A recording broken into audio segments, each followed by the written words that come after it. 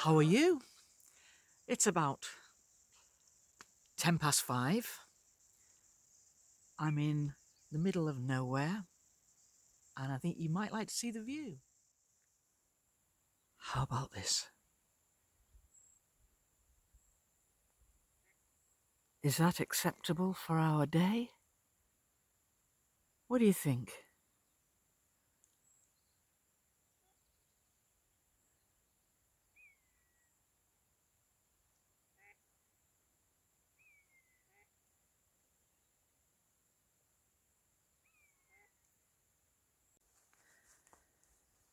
So this morning, I am back to talking about the Xanue peoples, and the particular focus is going to be the shape of their head.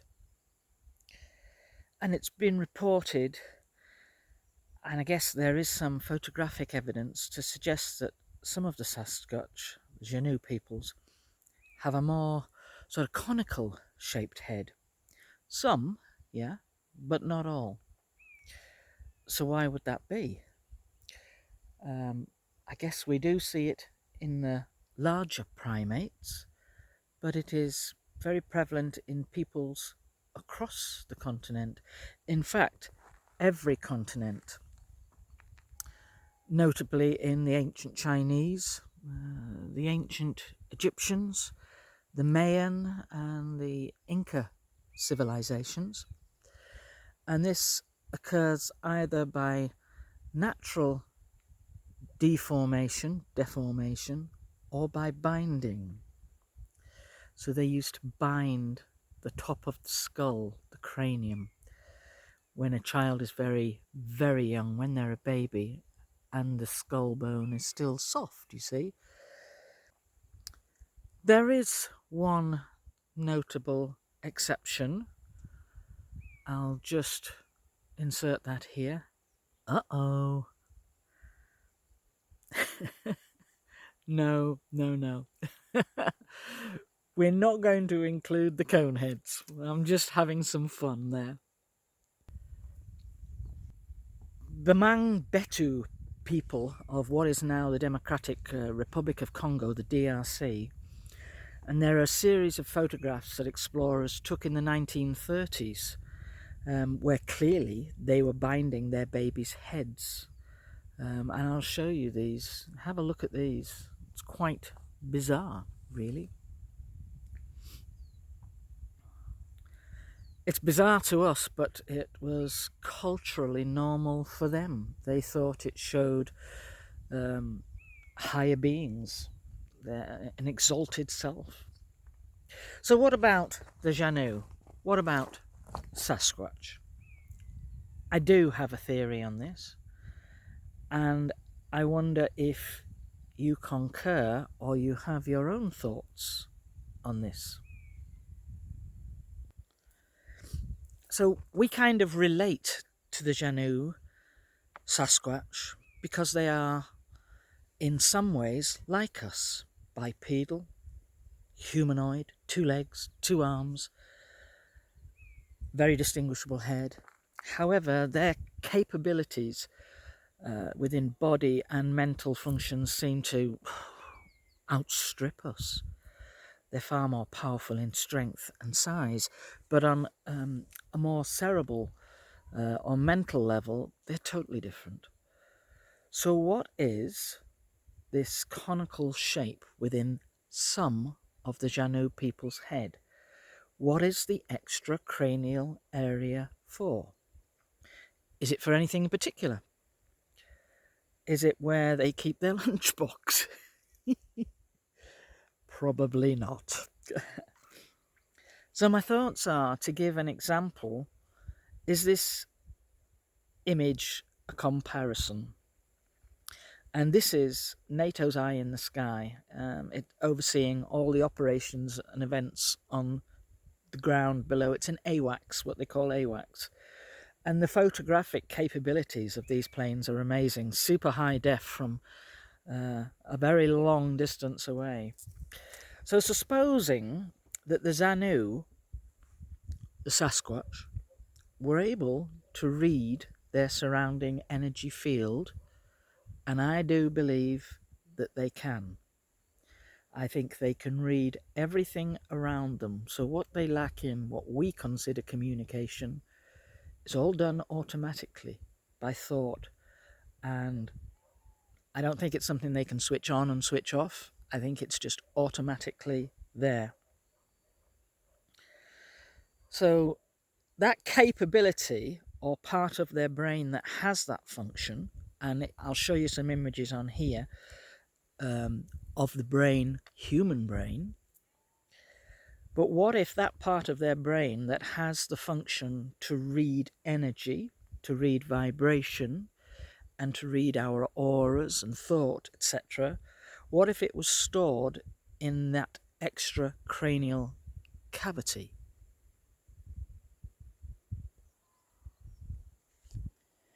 So brain mapping and electrical neuroimpulses, they lead to our thoughts and actions, and I believe the Xanue, the Sasquatch, are able to read our energy and in particular our auras.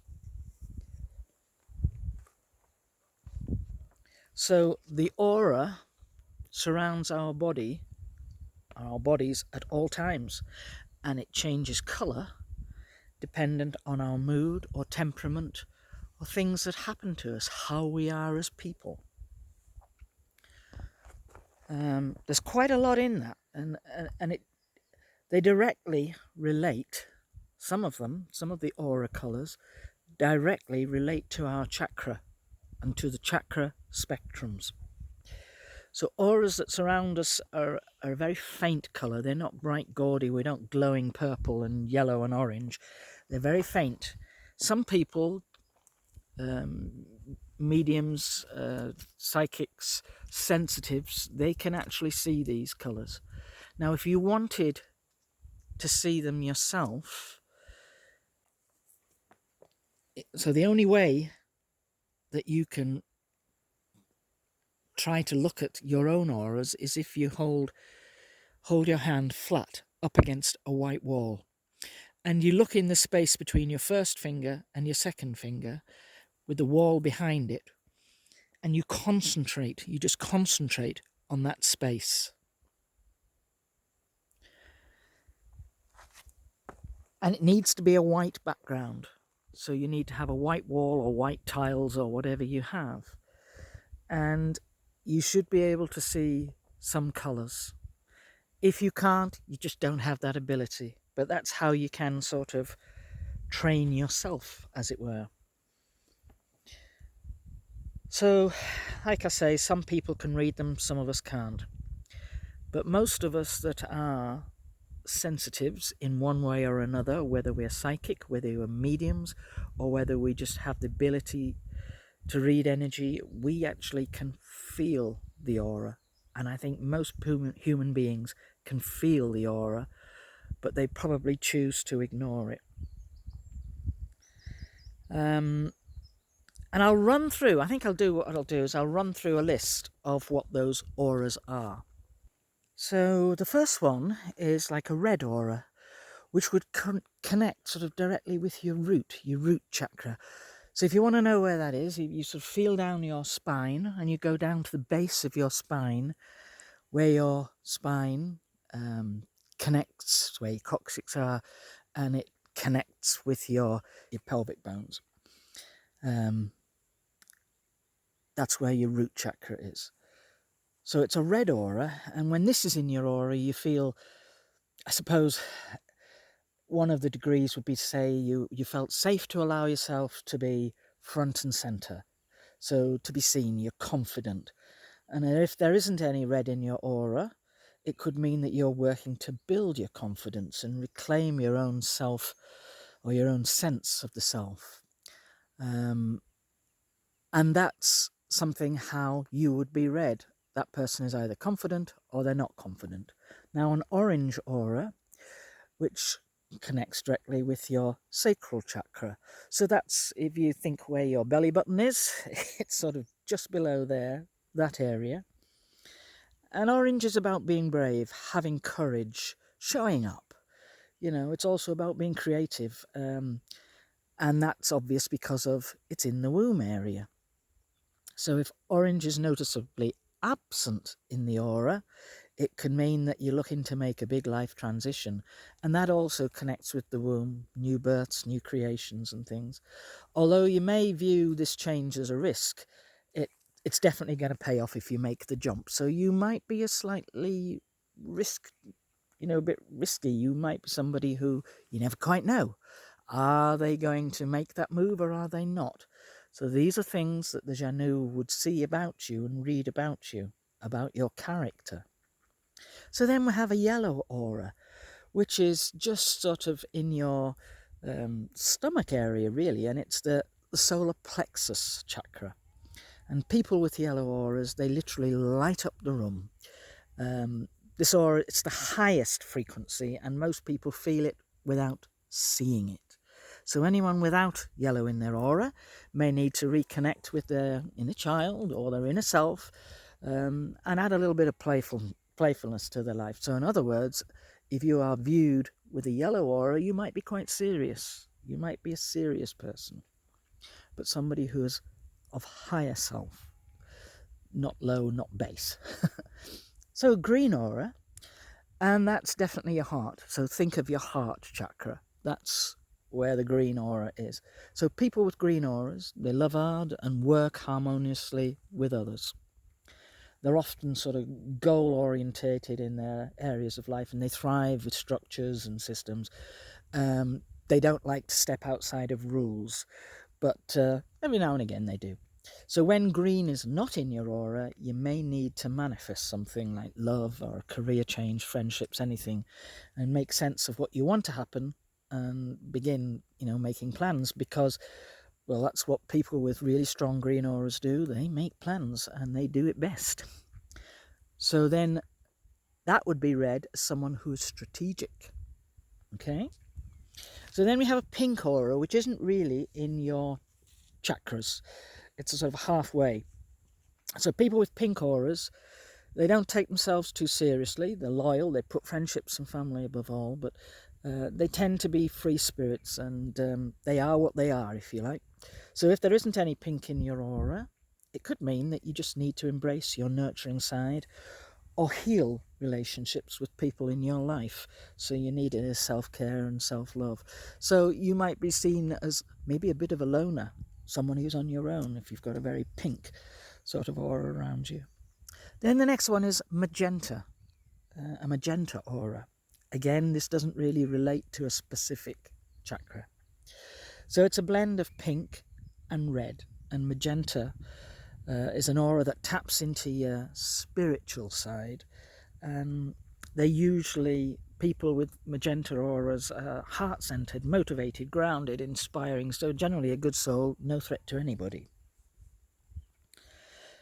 So the blue aura, which is more like a turquoisey blue, and that's really your throat chakra. So those with blue auras tend to be trusted friends, good communicators, truth tellers. So you give up a lot of your own time for others. You're quite selfless, really. People with blue auras find balance, and they're careful, very careful, about who they give their time and energy away to. But sometimes the colour can also mean that it's an indicator that healing is needed. And we as humans, we see sadness as a bad thing.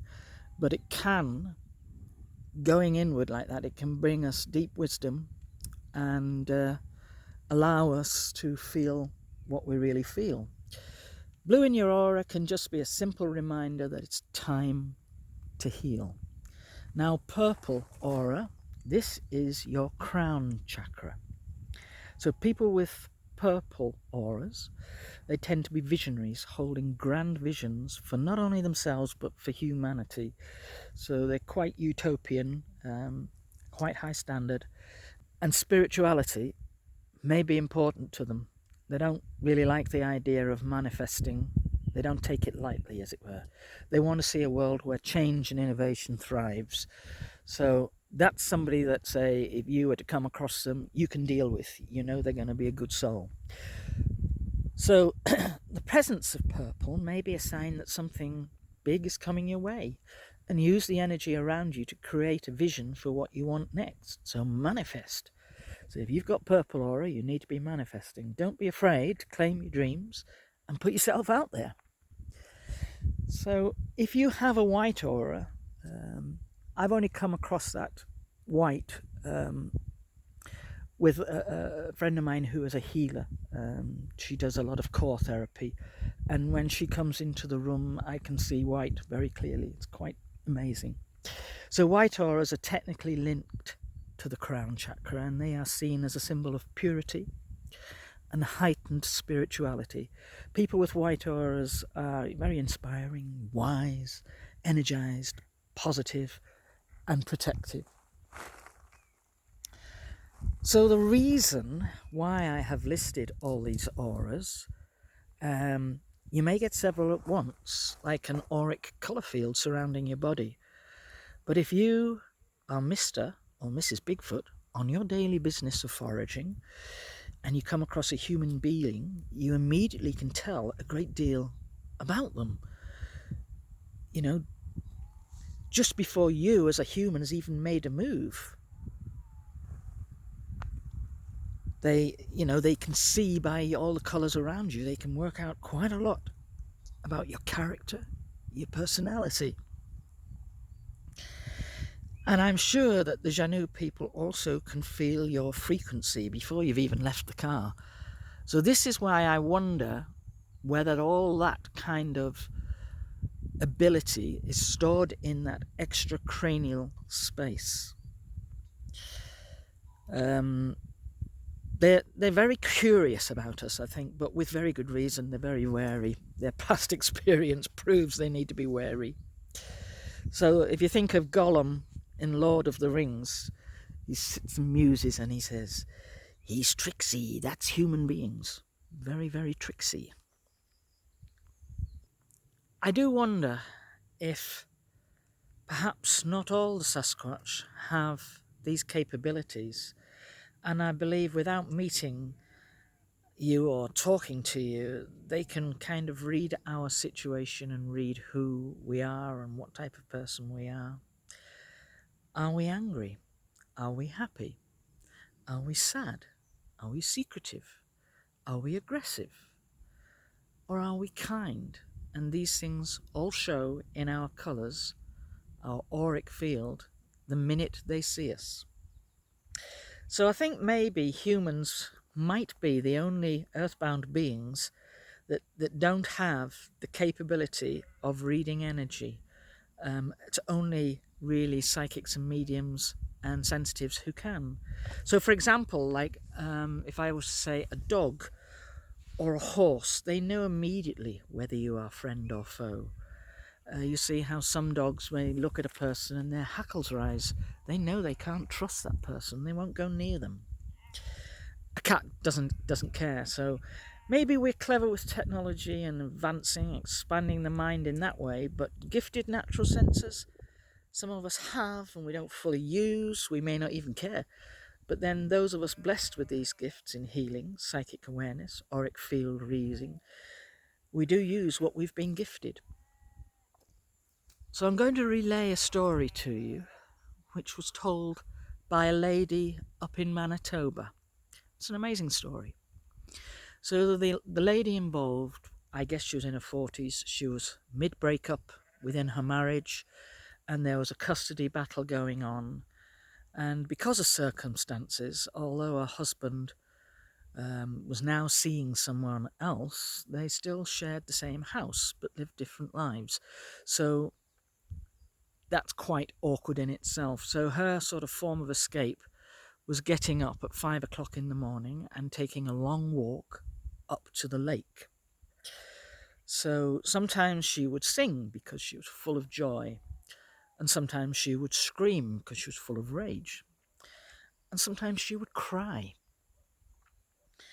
And on odd occasions, she thought she could, because she would sing things like Pavarotti or, the classical stuff. And she thought she could hear someone singing back, and it was almost mocking because it was in a deep voice. And she felt it was very mocking, but she could hear it in the distance, way over on the other side of the lake. And this happened on a few occasions. And there was one day, she was on her way up to the lake, and in the middle of the path, and it was a dirt track, she saw a garter snake. And what was really bizarre was this garter snake was tied in a knot, like a figure of 8, like the infinity. And to see that there, a beautiful snake like that, was quite bizarre. And she kept walking, but she was really upset this day, and she'd been crying. But as she approached the lake, her head was down and she was deep in thought, really. But as she got closer to the water's edge, she thought, holy crap, there's a bear. There's a bloody bear in the water. And all she could see was this bear's arse, a bear's butt. And she thought, oh, what am I going to do? If it sees me, I'm in trouble. Well, at that moment, this bear stood up. And she realised that it wasn't a bear at all. And it turned round and looked at her and gave her a huge smile. She said it was the most intimidating thing she'd seen. Now, I think this lady worked in a veterinary practice. I think she was actually a vet. And so she took really good notice of what was standing in front of her. And she took a great deal of notice in the details. So she described the hair on its arms being very long, coming down to its wrist, and very greasy, very sort of greasy hands. And the hands were like, they were all cracked and dried, like leather, but really long nails that were more like an implement rather than how we'd have our nails manicured. It was clearly, they were used like implements and very sharp, quite long nails. Same with the legs, very powerfully built. And the long hair went right down to the ankles, where it was very greasy. And then you saw the feet, huge feet. There was no visible sort of neck, obvious kind of neck, or difference between the head and the shoulders. We would have a neck. There was no sort of obvious thing, but this big V-shaped muscle that went down its back, from the head down its back. Now, she described it as being huge, barrel-chested. She reckoned from one shoulder, one side of the left shoulder to the right shoulder, was around about 4 feet across. And just measure it out with a tape measure in your house. Have a look at what 4 foot across looks like. It's huge. She thought it was around 8 foot tall, clearly a male. And it also, there was something about this, the size of its chest. She described from its back to the front of its chest as being barrel-chested. She said it was almost 2 feet deep from its back to the front, almost 2 feet deep. Well, that's really vast. That gives you an idea as the power of that being.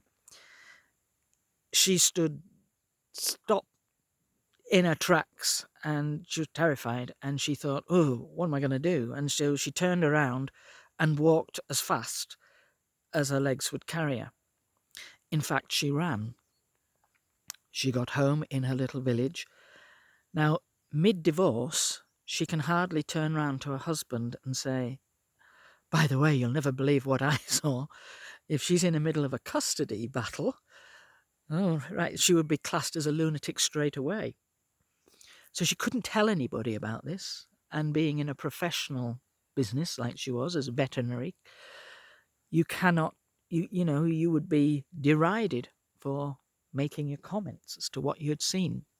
Very difficult situation to be in. Very difficult. Anyway, about 2 or 3 days later, she was a bit loath to go back up to the lake, but she needed her space. And she got dressed, got up 5 o'clock in the morning, and she lived in a small village, and I think this village had probably about 100 inhabitants maximum. Anyway, she put a hat and a coat on, opened her back door, and there on her back doorstep was a garter snake in this infinity knot. Dead, but in this infinity knot. Now, do you not think that is bizarre? And there's only one way it got there. There's only one being that could have placed it there. I think it's quite remarkable. And that the snake, the whole thing about snakes and snake skins, if you see them in your dreams and in your thoughts, it's a renewal, it's a rebirth, shedding your skin, it's being something else. And that's what they were saying to her. You will be born again. You will start fresh. You will have a new beginning. It was a lovely, lovely thing. And I thought I'd share that with you because I thought you might enjoy that story. Before we leave this beautiful area, there's also a possibility that the extracranial area, the cone head as it were, is where they release the energy of infrasound or ultrasound to subdue the enemy, or primarily us, I would think, to make the enemy or their prey submit and toddle off as fast as their legs will carry them. So for some, it makes us comatose. And if you do get a sense of energetic energy that makes you feel nauseous or unwell, you could just beat a hasty retreat. And that may be an hour's walk away. So what I carry is a small piece of azurite. Now, I know that azurite is very, very expensive, hence the reason why I have a very, very small piece of azurite. And that keeps, I'll show you. There you are. It's not easy. It's not easy to see. I don't know if I can focus on that. If it doesn't come out very well, I'll do a close-up of it. So I carry a piece of azurite. That's very blue. I've got some other here. I picked this up in China. And that's, I don't know if you can see that, that's green. And it's got chrysocolla in it as well. And that's in its raw state. Filthy piece of rock. But keep it in your pocket. Don't I don't know if you can see the colours easier. Don't wash your hands after you've touched it. Put it that way. Not just because it's come from China, but this is usual piece of. You can get these pieces. Now that's really blue. It's got some red inclusions as well. But the blue is the azurite. There is some red jasper in there. If I turn it round, let's see. If I turn it round, you can see the green. Well, that's malachite. It's all copper based, but that's malachite. So you can carry that in your pocket and it immediately will balance energy, any energy that you feel around you. If you were to do a lot of reading,